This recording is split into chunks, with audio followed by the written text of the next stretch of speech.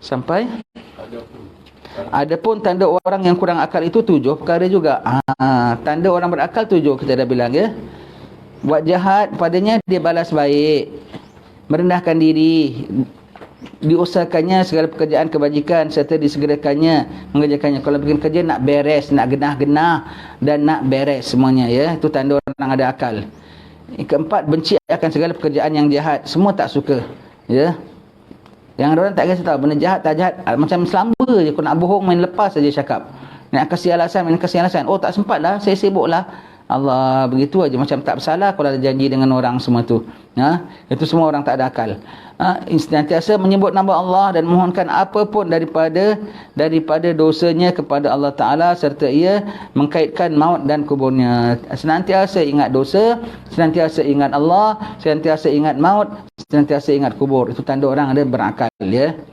Apa barang yang tiap-tiap dikatanya itu dengan pengetahuannya dan nyatanya pada tempat yang sepatutnya. Kau cakap tu bijaksana, tak ngawur dia. Cakap semua tu fakta. Semuanya fakta ya. Ngawur apa ngawur? Meripik. Cakap semua tak menepati tak factual punya cakap ya. Tiap-tiap barang yang kesukaran itu berlindung ia kepada Allah. Apa-apa payah semua, aku nak minta tolong fulan apa, sebelum dia bersuara dengan fulan, kadang-kadang tak ada bersuara dengan siapa pun, telan sendiri, simpan sendiri. Dengan Allah dia ngadu, dengan Allah dia lapor. Orang-orang gini hati-hati. Segala lapor dia dengan Allah Ta'ala, dia tak ngadu untuk ditindak kita tahu. Cuma dia ngeluhnya pada Allah, ya Allah, kau saja melihat, ya Allah, ya Allah, ya Allah. Allah bela dia tahu.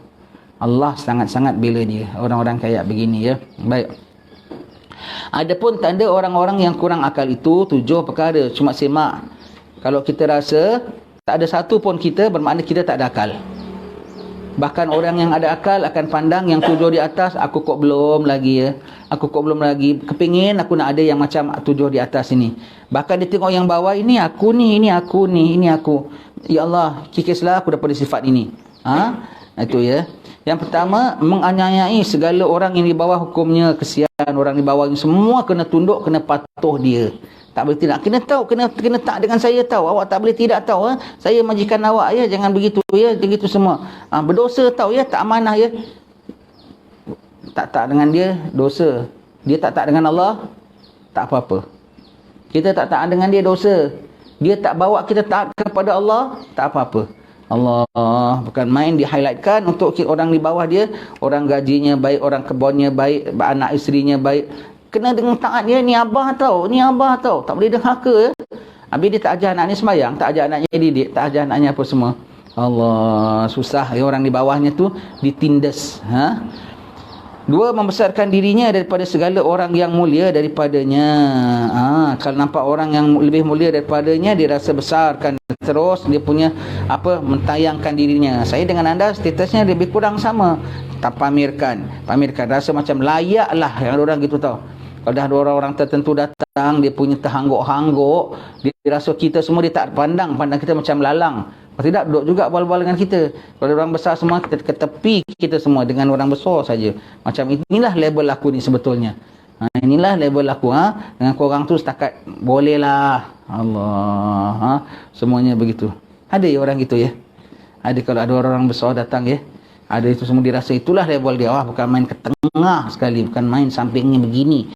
Allah begitu. Aku tengok aja. Allah ya. Ya mungkin nak muliakan orang. Saya bilang tak muliakan orang, tapi jangan kau rasa bangganya begitu sangat-sangatlah. Dengan orang lain kau tak umpama pulaknya ya. Baik.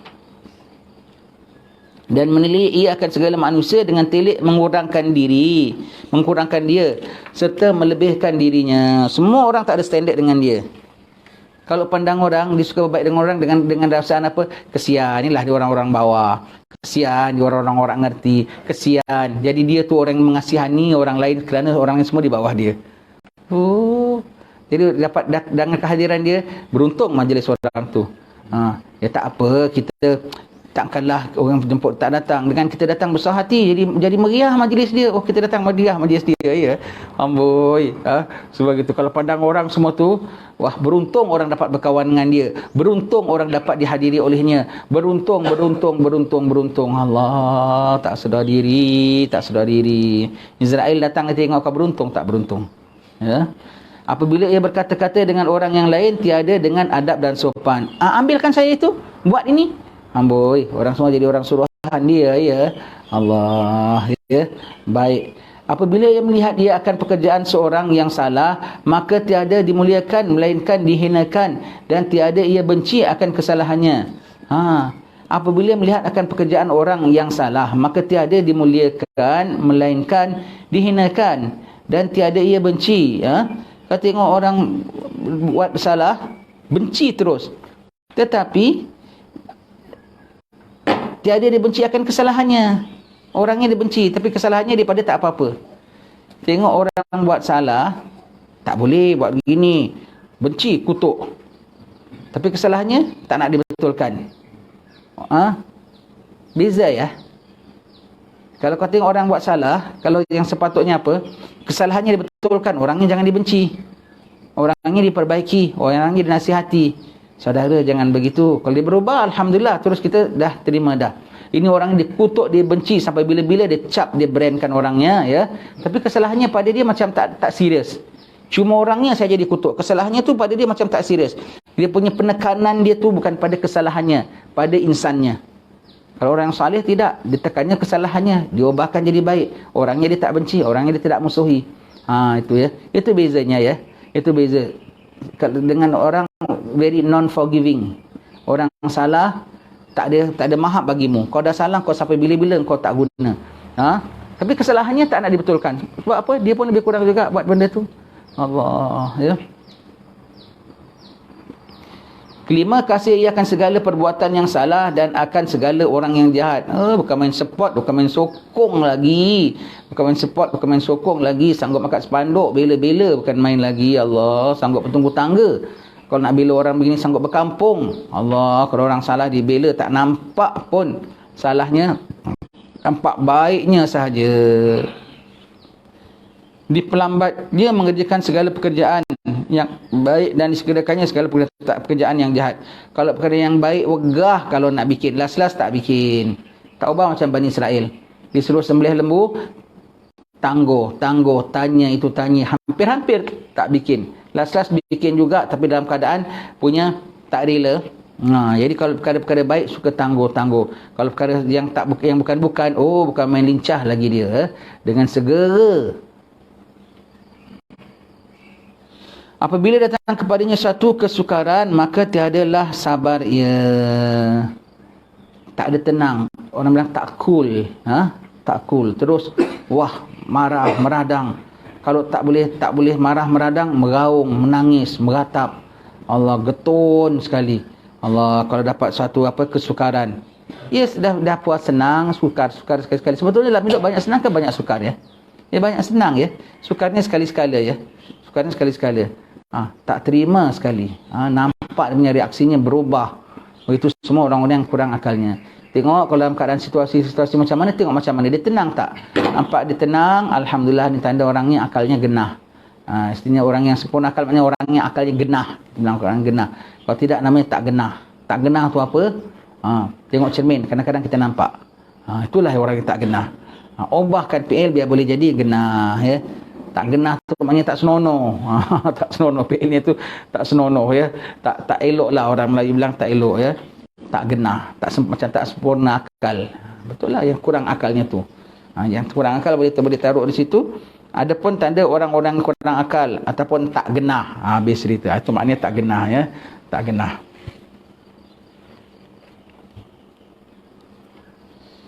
Orang tua-tua dulu ya, kau tengok budak-budak genah.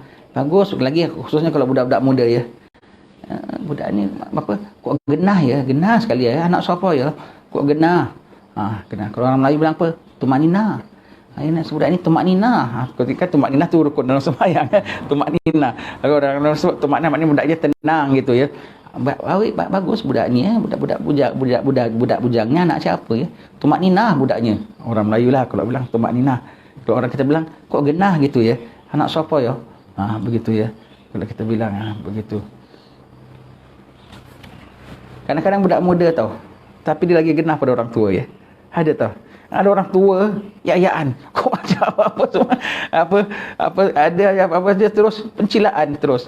Tak boleh tenang. Patut orang tua yang boleh nasihatkan orang muda ya tenang. Kok yang muda kau tengok kau genah. Yang tua kok gitu. Ya wis lah. Begitu ya. Malu tau kadang-kadang kita tengok budak-budak muda. Dia kok boleh cool, boleh tenang. Kita kok tak boleh tenang. Pengajaran yang ke-42. Berkata ulama rahimahullah ta'ala, hai anak Adam, ketahui olehmu bahawasanya tiada lebih martabat seorang itu melainkan dengan sebab lebih akalnya, dan tiada kurang martabat seorang itu melainkan dengan sebab kurang akalnya. Jadi dengan martabatnya tu naiknya dengan akalnya, sempurna akalnya, waras pikirannya, genah tingkah lakunya, tinggilah dia. Yang orang genah ya orang ada martabatnya rendah. Walaupun nampaknya macam tinggi sekalipun, tapi dalam hati kita, lo kok kayak gini, orang yang tak setinggi engkau pun boleh fikir betul, kok yang kayak kau boleh tak fikir betul. Itu ya. Nah ya, dengan akalnya ya, akalnya tu, dengan akal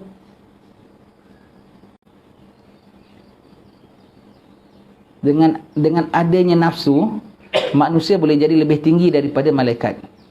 Dengan ada akal, manusia boleh jadi lebih rendah daripada haiwan. Ada nafsu, tapi kau kekang, kau lebih tinggi pada malaikat. Sebab malaikat buat ibadat tapi dia tak ada nafsu. Kau ada fight lawan nafsu, lebih tinggi pada malaikat. Dengan ada nafsu yang dikekang, boleh jadi lebih tinggi. Dengan ada akal yang tak digunakan, lebih rendah pada haiwan. Haiwan dah tentu tak ada akal. Jadi dia ada akal tapi tak digunakan, maka lebih rendah. Dengan nafsu, dengan ada nafsu yang dikekang, lebih tinggi daripada malaikat. Dengan ada akal yang tak digunakan, lebih rendah daripada haiwan. Bermula akal itu terlebih daripada ilmu, kerana tiada hasil faedah ilmu itu melainkan dengan akalnya juga. Kalau ada ilmu pun tak ada akal, jadi disalahgunakan ilmunya, tak manfaatkan ilmunya. Ilmunya dipakai untuk nak dunianya sahaja, ilmunya untuk maslahat kepentingan dirinya sahaja, tak ada kepentingan untuk orang lain. Orang lain tak boleh tumpang manfaat ilmunya. Kalau benar-benar orang ada akal, walau sedikit ilmunya, tapi orang lain dapat manfaat daripada ilmunya. Ya, baik. Ketahui olehmu bahawasanya akal itu sebaik-baik taulanmu, yang menolong ia akan dikau pada pekerjaan dunia dan akhirat. Betul ya? Dia sebaik-baik bagi kita ya, perkara dunia dan akhirat. Perkara akhirat pun kau tak perkarakan yang sempurna, kau jadi riak tau. Kau jadi riak. Kau ada ilmu agama sekalipun, kau tak pakai akal yang sempurna, kau jadi zalim tau. Ayat Quran kau dan hadis kau boleh pusing-pusingkan kerana ikut nafsu kau. Jadi orang sangka kau benar. Kalau tak ada akal ya. Kau perkara dunia lagi, kalau tak ada akal, kau rebut benda yang tak perlu, kau rebut benda yang akan luput. Tapi kalau ada akal, kau berpada-pada. Ada akal, ada agama, oh cemerlang agamanya. Tak ada akal, ada agama, tak guna. Orang alim kok kayak gini ya, tak genah. Kan gitu kan, yang ada kan gitu ya. Begitu ya. Baik. Dan perkara akhirat ya.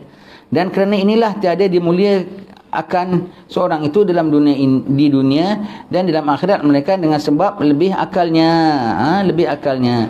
Nak lebih akal, kena belajar damping orang-orang alim, nanti dapat lebih akalnya, mulialah dia. Dengan akal dia kekang nama nafsu, dengan akal dia junjung syariat. Akal ni tengah ya. Demi akal tolak nafsu, demi hukum jangan pakai akal. Bahkan akal support hukum. Akal yang waras tekan nafsu, akal yang waras junjung syarak. Begitu ya, dengan akal yang waras. Kalau akalnya tak waras, nafsu dia paling top atas. Nafsu diterbalikkan. Nafsu atas akal, hukum bawah akal. Allah, akal tengah-tengah, nafsu bawah, syarak hukum atas.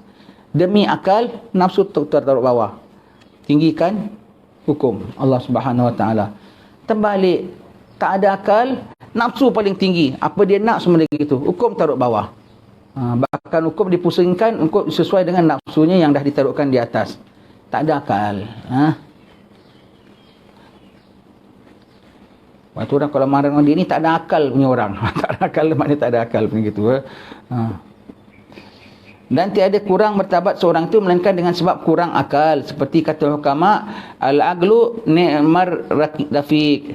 Akal itu sebaik-baik taulan. Kalau dengan ada akal sempurna, bikin apa pun sempurna. Pergi mana pun nanti boleh jadi apa kita bilang boleh kalau orang bilang lah, ibarat kalau yang nama permata tu jatuh ke dalam lumpur sekalipun, terpantul juga cahayanya, naik juga cahayanya, ya. Kalau yang nama kaca dipasang di atas mahkota sekalipun, nampak juga belolok saja gitu. Sebab kaca tidak kinyau macam permata, begitu ya. Kalau permata sampai ke mana sekalipun, tengok orang-orang yang berakal beserta dengan ilmu lah. Dengan akal maka dia cari ilmu. Kemana dia pergi bawa manfaat bagi semua orang, kemana pun. Hatta dia pergi Tiongkok sekalipun, tengok sahabat-sahabat Nabi pergi Tiongkok, dimuliakan sampai sekarang tak makamnya pun. Tengok Wali Songo datang Jawa, dimuliakan tak? Tahan mereka tinggal agama Hindu mereka yang dah berapa ratus tahun, mereka tinggal masuk agama Islam. Pasal tengok orang-orang ni genah, akalnya sempurna. Sebelum belajar hukum, tengok akal orang dulu, betul tak? Sebelum dia datang terus, Wali Songo datang, semua wahai orang Jawa semua sembayang ya begini. Ke orang tengok dia terus ajar tauhid? Ke orang tengok akal dia dulu? Tengok tingkah lakunya dulu. Tengok genah tak genahnya dulu. Orang tengok zahirnya dahulu. Orang tengok genah. Kalau dalam catatan sejarah, orang suka pedagang-pedagang Arab ni amanah, jujur. Lepas itu orang sambut, orang suka nak interaksi dengan dia. Kemudian kok boleh jadi baik orang-orang gini ya? Tak nipu orang, semua begitu ya. Pandai pulaknya. Oh, pasal agama dia ajar. Orang tengok, oh patutlah, baru orang masuk Islam. Pasal tengok akal dia sempurna. Kat mana pun, orang tengok akalnya sempurna, orang suka nak ikut. Ya. Baik. Kerana ia menyatakan pekerjaan yang salah, dan jikalau ada orang itu hina ia, nescaya ialah memuliakan dia. Jikalau ada orang itu apa-apa, nescaya ialah mengkayakan dia, dan dengan dia tanda kebajikan di dalam dunia dan di dalam akhirat, seperti sabda baginda sallallahu alaihi wasallam. Baik ya, dengan akal ya, kerana ia menyatakan pekerjaan yang salah. Akal dapat mengatakan, membezakan ini salah ataupun ini betul, pasal ada akal. Orang kalau tak ada akal, memujur lalu melintang patah. Semua dia rangkulnya dia. Jikalau ada orang itu hina, nescaya ialah memuliakan dia. Kalau orang itu hina, bukan orang bangsawan, bukan orang hartawan, tapi sikapnya apa? Tak ada yang tak karuan, maka dia jadilah orang yang apa?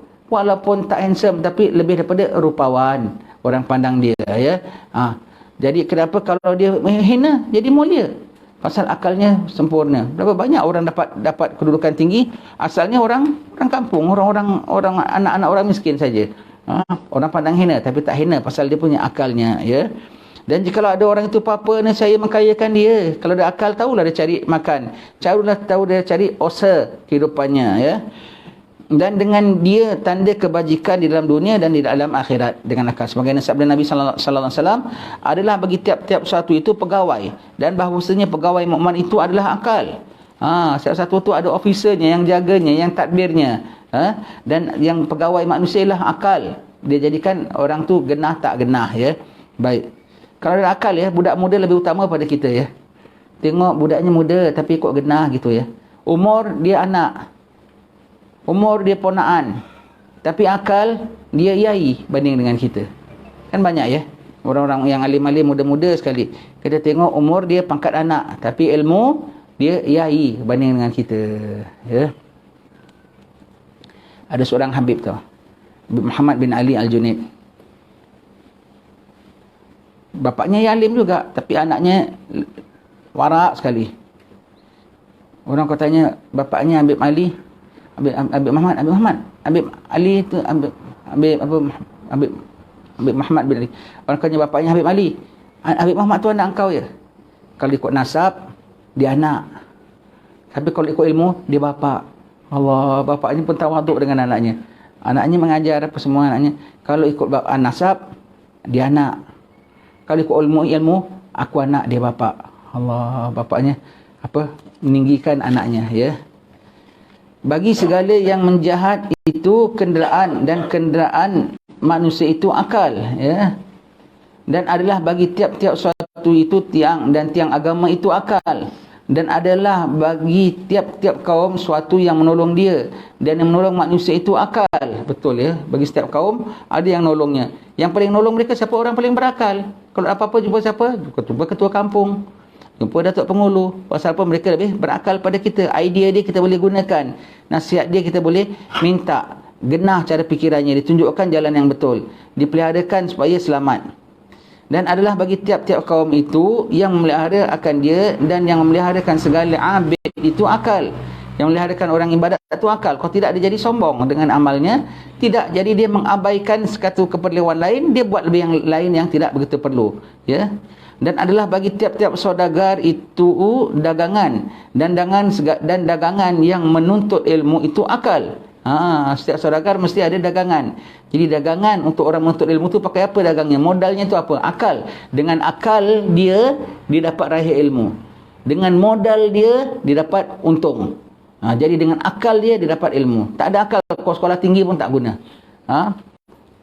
Dan adalah bagi tiap-tiap rumah itu melonggarkan dia, dan melonggarkan akan segala orang yang sadik itu akal. Longgar tu apa maknanya? Tak sempit. Ini bahasa lama tau, ini kitab ni terjemahan daripada lama. Maknanya lapang, buat lapang, buat selesa, melonggarkan. Kok longgarkan rumah, kok longgarkan. Apa tak ada paku, kok longgar. Bukan begitu maksudnya.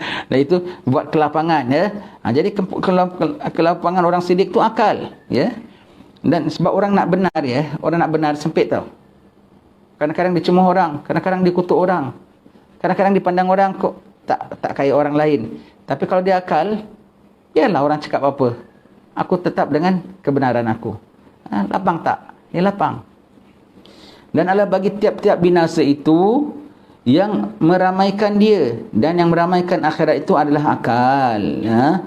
Dan adalah bagi tiap-tiap manusia suatu peninggalan yang disebut orang kepadanya, dan disebut orang akan dia kerananya.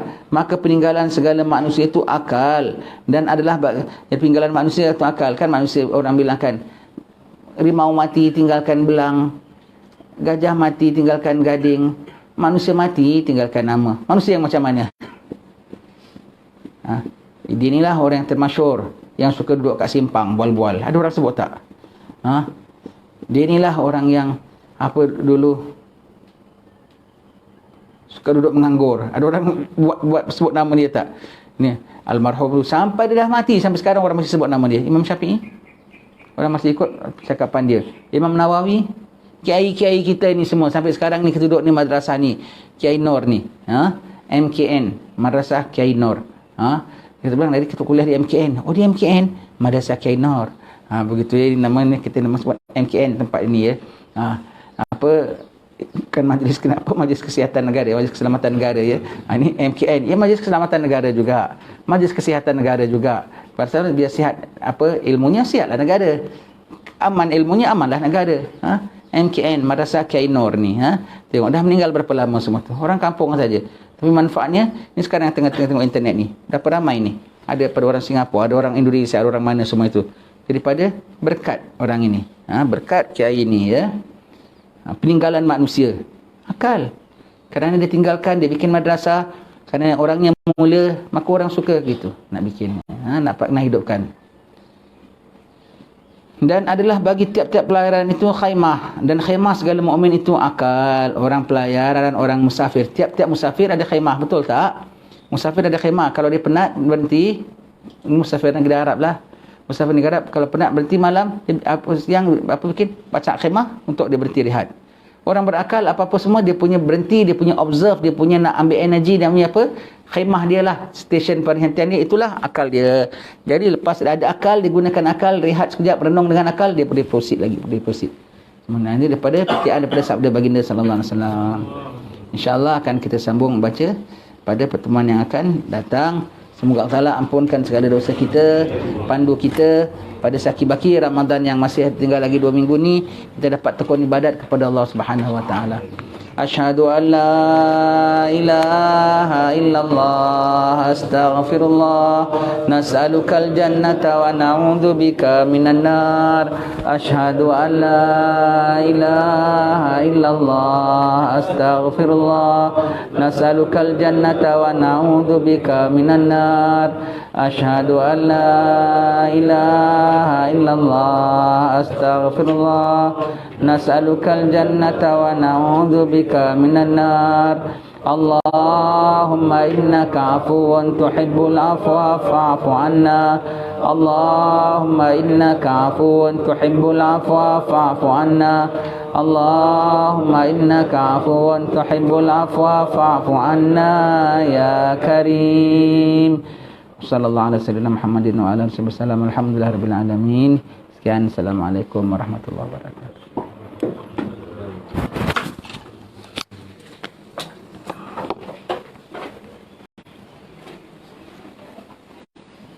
Berapa orang yang tengok internet? 500. 500?